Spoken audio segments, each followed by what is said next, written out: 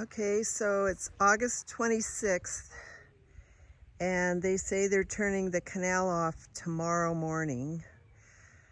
And this could be the last time we ever see the water flowing in this canal.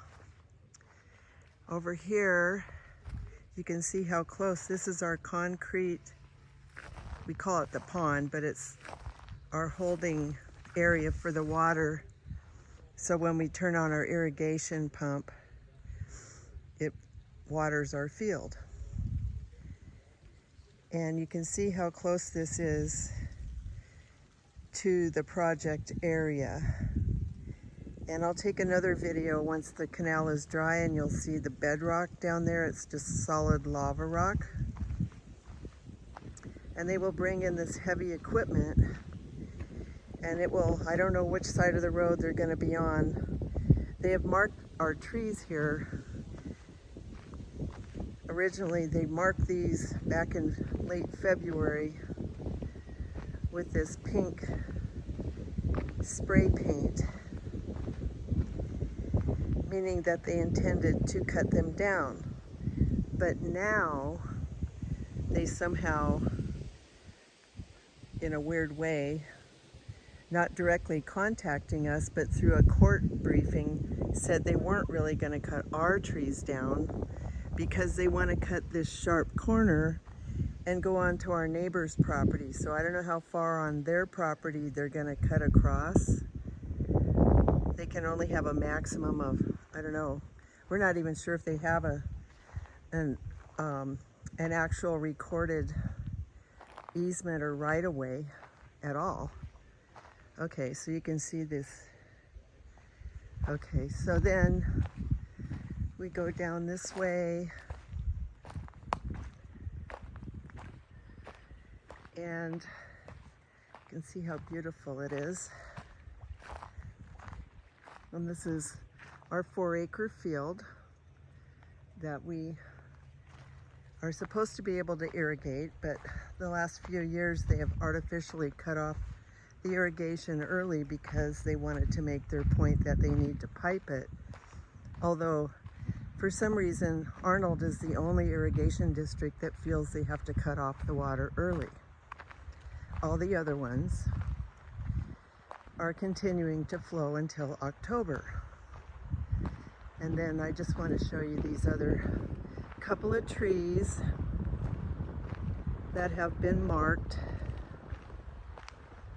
So we actually have some signs we're going to put up on these trees once the canal is off.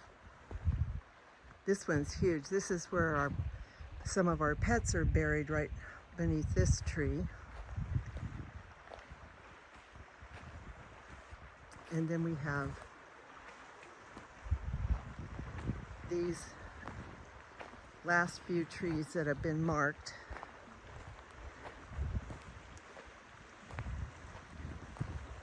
And so we'll be putting our signs up on all of these, and we're going to have verbiage right from their official brief that they filed with the court. And Steve Johnson signed a declaration under oath that they would not cut these trees down. But then, I don't know how many of you notice sometimes construction workers don't always follow directions. I mean, how many times has somebody dug and burst some kind of underground pipe or something, or cut a cable by accident? So that's why we're going to put the signs up here, and hopefully they will adhere to the sign. Otherwise, Steve Johnson lied under oath. So you can kind of see how close the canal is to our house. And once they bring these heavy equipment in here that's going to dig 6 to 8 feet deeper, they have to blast or pound out 6 to 8 feet more of depth to be able to fit a 4 to 5 foot pipe in the empty canal. So that's going to feel like an earthquake all day, every day, while they're doing it, because it's so close to our house. And we're actually kind of concerned about them. Actually, the disruption might crack our concrete holding, water holding pond. And we're actually kind of worried about the foundation to our house. So these are things that we're trying to document now so that once they have created their damage, we can show before and after pictures. So that's one of the purposes of this video here. So this is basically like a 90-degree, almost 90-degree corner that I know they probably just want to cut through Matilda's property so they can make it less of a sharp corner. But for scaring, I guess for just, I would call it bullying purposes, is why they sprayed our beautiful trees.